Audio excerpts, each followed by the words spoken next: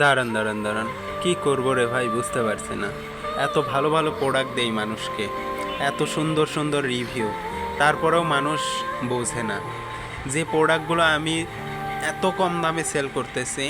যে টি শার্টগুলো আমি মাত্র 320 টাকায় দিচ্ছি, ওই পোশাক সেম টু সেম পোশাক যদি আপনি ওই পোশাক নিয়ে কোনো দোকানে যান, সেই কাপড় কেনেন, আপনার কাছ থেকে কম করে হলেও 500 টাকা নিবে। এত কম দামে দিয়েও সেল নাই ভাই। আহ, এত ভালো রিভিউ, তারপরেও মন করেন সেল পাচ্ছি না। আজ কতদিন হেনে দেখতেছি ওই একটা দুইটা অর্ডার আসে। এভাবে চললে কিভাবে হবে ভাই? আমি তো স্বপ্ন দেখি মানুষকে কম দামে ভালো কিছু দেয়া, কিন্তু মানুষ কেন আমার কথাটা বুঝতে পারতেছে না। ভাই আমার কোনো প্রোডাক্ট খারাপ না, আমি একদম সব থেকে ভালো প্রোডাক্টগুলো আপনাদেরকে দেওয়ার চেষ্টা করি, যে প্রোডাক্টগুলো এত কম দামে কোথাও পাবেন না। একদম অরিজিনাল প্রোডাক্টগুলো দিতে চেষ্টা করি, একদম ভালো।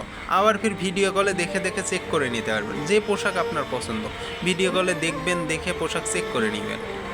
ঠিক আছে ভাই, খুবই ভালো প্রোডাক্ট দেই, মানে খুবই ভালো হবে। একটা প্রোডাক্ট আপনি পাওয়ার পর বুঝতে পারবেন আসলে এত কম দামে এত ভালো প্রোডাক্ট আপনি পাইছেন।